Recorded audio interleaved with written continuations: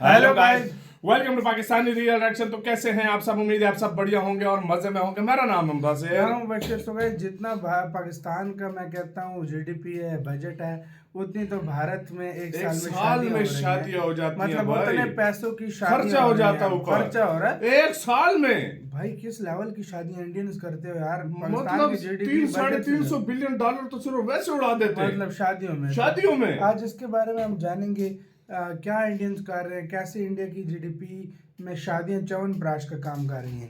कानून करते हैं 3 2 1 एंड स्टार्ट। पाकिस्तान के बजट से ज्यादा पैसा तो भारतीय बैंड बाजा बारात में फूंक देते हैं। हाँ भाई, इस वेडिंग सीजन में होने वाली है 38 लाख शादियां और इसमें टोटल खर्चा होगा 4,25,000 करोड़। इतने तो जीरो भी गिनने में नहीं आ रहे। भारत की जीडीपी का 2.5% तो शादियां दे देती है। तो भाई साहब, भारत में शादी दो आत्माओं का मिलन नहीं है, इकोनॉमी के लिए च्यवनप्राश है। इस 4.25 लाख करोड़ में से कितना पैसा किस इंडस्ट्री को जाएगा, कितना ज्वेलरी सेक्टर में जाएगा, कितना कपड़े में, कितना इवेंट में और कितना खाने में, देखेंगे डिटेल में। और इन शादियों का बजट कितना है, 1 करोड़ से ऊपर की शादियां कितनी है, 25 लाख से नीचे की शादियां कितनी है, किस कैटेगरी में कितनी शादी हो रही है, वो भी देखेंगे आज की वीडियो में। और भारत की शादियों में थाईलैंड का इंटरेस्ट क्यों जगा हुआ है, मलेशिया का इंटरेस्ट क्यों है, श्रीलंका क्या कर रहा है। और इन शादी करने वालों को मोदी जी ने दिया है एक शानदार मैसेज अपने मन की बात में। तो क्या है उनके मन की बात, अभी जानेंगे इस वीडियो में। और शादी के सीजन से किस इंडस्ट्री को कितना बूम मिलता है, कितना पैसा खर्च होता है, कितनी शादियां होती है, सब बताएगा रे तेरा राहुल। तो जनता जनार्दन की जय बोल के करते हैं वीडियो की शुरुआत। यार गाइस, भारत में इस लेवल की शादी,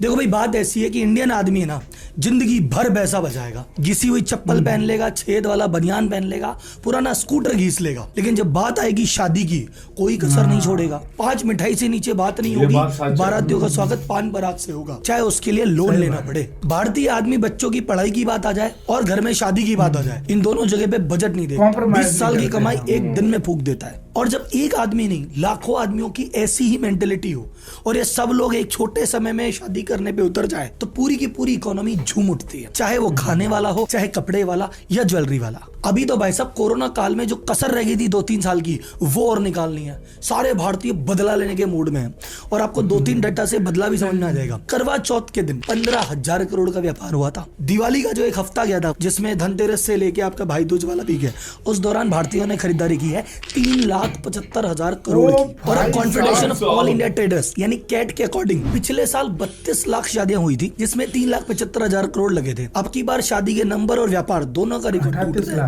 शादी की संख्या है 38 लाख और बजट लगने वाला है 4,25,000 करोड़। अब गरीब की शादी का बजट और अमीर की शादी का बजट होता तो अलग अलग है ना। तो देखते हैं किस बजट में भारत में कितनी शादियां हो रही है। 1 करोड़ से ऊपर बजट में होने वाली लग्जरी शादियां होगी 50,000। 50 लाख से 1 करोड़ की रेंज में जो होने वाली शादियां हैं वो भी 50,000 ही है। असली जो शादियां, जो बल्क शादियां हैं, वो है कम से कम 6 लाख शादियां ऐसी है जो 25 लाख के बजट में होने वाली है। 12 लाख शादियां ऐसी है जो 10 लाख के बजट में होने वाली है। और एकदम निम्न स्तर पे भी जो सबसे छोटी शादी भी होती है, ऐसी कम से कम 10 लाख शादियां हैं जो 6 लाख के बजट में भी होने वाली है। तो देखते हैं किस चीज पे शादी में कितना खर्चा होता है। और आप एक बार गेस करके कमेंट बॉक्स में मुझे बता दो, आपको क्या लगता है सबसे ज्यादा शादी का खर्चा किस कम्युनिटी पे जाता है। तो मैं भी इस पूरे खर्चे को 2 पार्ट में बांटूंगा, गुड्स एंड सर्विस। चीजों पे कितना होता है, सर्विस पे कितना होता है, और फिर उसके अंदर अपन कैटेगरी वाइज। सबसे पहले बात करते हैं गुड्स की। गुड्स में सबसे मोटा खर्चा, नंबर 1 खर्चा है ज्वेलरी। इस टोटल अमाउंट का 15% लगभग आदमी ज्वेलरी पे खर्च करता है। तो सेकंड सबसे बड़ा खर्चा होता है कपड़े में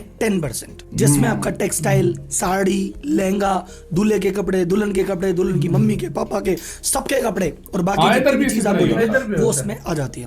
क्योंकि कोई भी एक क्लोज भी शादी होती है तो आप मानो दुल्हे की फैमिली के 50 लोग और दुल्हन की फैमिली के 50 लोग, ये 100 लोग तो नए कपड़े लेते हैं और हर फंक्शन के अलग कपड़े लेते हैं। उसके बाद आता है 5% खर्चा होता है इलेक्ट्रॉनिक आइटम में, यानी भैया दहेज में बाइक दे रहे हैं, कार दे रहा है, टीवी, फ्रिज, एसी दे रहा है। तो इस इंडस्ट्री को जबरदस्त बूम मिलता है शादी के दौरान। उसके बाद अगला खर्चा होता है 5% खाने पीने की चीजों में। जैसे जब शादी चल रही है, 5 दिन का फंक्शन है, दिन में 3 टाइम खाना हो रहा है, तो ये छोटी मोटी चीजें बहुत सारी, ड्राई फ्रूट लेने में, देने में, आने में, जाने में खूब खर्च होते हैं। तो इस इंडस्ट्री का भी बहुत ज्यादा बेनिफिट शादी के दौरान होता है। 4% आइटम आता है गिफ्ट आइटम, लेने देने में जो भी अलग अलग तरह के गिफ्ट है वो 4% में आते हैं और बाकी 6% मिसलेनियस आइटम है। तो ये 50% खर्चा होता है गुड्स पे। अब आती है सर्विस इंडस्ट्री। आपको लग रहा है चीजें बिकती है, नहीं भैया, सर्विस इंडस्ट्री को बहुत मजा आता है।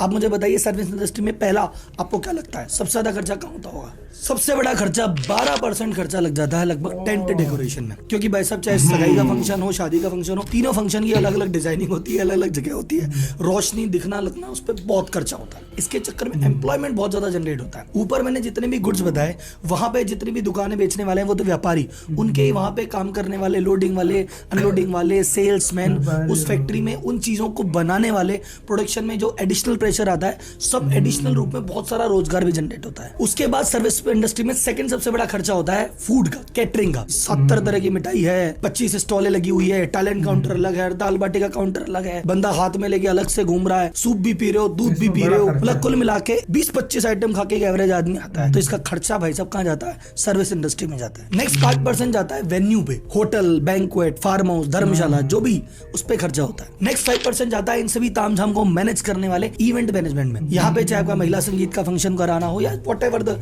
केस, जो पूरी उसका मैनेज करना, बारात का अरेंजमेंट, इन सभी चीजों में 5% और खर्चा हो जाता है। 4% खर्चा होता है फ्लावर डेकोरेशन में। चाहे आपको वेन्यू सजाना हो, चाहे आपको घर सजाना हो, या एंट्री पूरी लंबी चौड़ी देनी हो, या दूल्हा दुल्हन की वरमाला हो, हर जगह भाई साहब फ्लावर, वो भी ऑथेंटिक फ्लावर, ये बहुत ज्यादा खर्चा है। तो 4% शादी में ये भी जाता है। और फूल वालों की भी चांदी हो जाती है। मतलब अगर आप गौर से देखेंगे तो बड़े से बड़ा व्यापारी जो एक बड़ा शोरूम लेके बैठा टीवी फ्रिज का, वो भी कमा रहा है, और रोड किनारे जो बैठा हुआ है दरी बिछा के माला बेच रहा है, वो भी कमा रहा है। 3% खर्चा ट्रेवल एंड कैब सर्विसेज में। ये वो बारात इधर जा रही है, बारात उधर जा रही है, इधर हमने बस बुक की, दूल्हे की गाड़ी अलग बुक है, दुल्हन की गाड़ी अलग बुक है, जीजा को लेने जाओ और फूफा जी को लेने नहीं गए तो वो नाराज भी हो जाते हैं। तो इनमें 3% में 1.5% खर्चा तो फूफाओं की गाड़ियों का है। 3% खर्चा तो ऑर्केस्ट्रा एंड बैंड सर्विसेज का, क्योंकि जो नॉर्मल बैंड आपको 11,000 21,000 में मिल रहा है, शादी के दौरान अच्छे बैंड 2 लाख 2.5 लाख में भी जा सकते हैं। और उसके बाद तुम्हें जितना खर्चा करना उतना करो, क्योंकि तुमने करोड़ रुपए की शादी कर दी पर बारात में ढंग से नाचे ही नहीं, तो फिर काय बात की बात। और ये नया खर्चा है जो शायद पिछले 10 सालों में, इसके पहले तो होता नहीं था लेकिन अब चालू हो गया भाई साहब।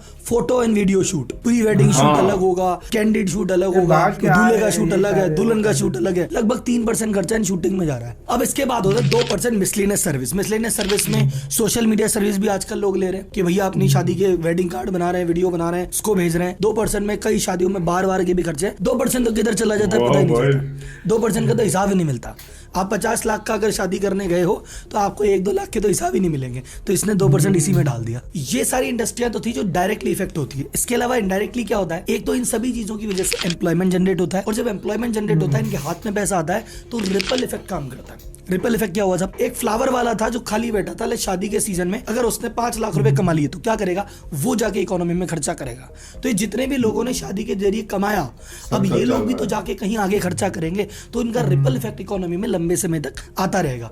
और ये आते आते जब ये कम होगा, अगला शादी का सीजन फिर आ जाएगा। इंडियंस अपनी शादी में इतना खर्चा करते हैं, इतना खर्चा करते हैं कि फॉरेन देशों की भी लाट टपकती है। अरे इतना खर्चा वहां कर रहे हैं, अगर ये खर्चा हमारे यहाँ पे कर लेते तो हमारी इकोनॉमी में भी बाहर आ जाती। और इसीलिए कई देशों की सरकारें, उनके टूरिज्म मंत्रालय इफेक्टिवली वर्क करते हैं कि कैसे इंडियंस को शादी के लिए यहाँ पे बुलाया जाए। अभी टर्की ने एक प्रेस कॉन्फ्रेंस करके कहा था कि हमारा one of the best destination for Indian weddings, और ओपनली वो इंडिया को इनवाइट कर रहा है। थाईलैंड ने वीजा फ्री एंट्री कर दी है, और थाईलैंड की गवर्नमेंट कह रही है कि हम इंडियन टूरिज्म डिपार्टमेंट से और दिल्ली मुंबई के वेडिंग प्लानर से टच में है कि ज्यादा से ज्यादा शादियां हमारे यहाँ शिफ्ट करवाएं और दुनिया भर के इंसेंटिव उनको दे रही है। सेम काम अभी श्रीलंका ने भी किया है, मलेशिया ने भी किया है। अब आप बोलेंगे राहुल जी यार ये इन देशों को क्या मतलब इधर आके शादी करूं?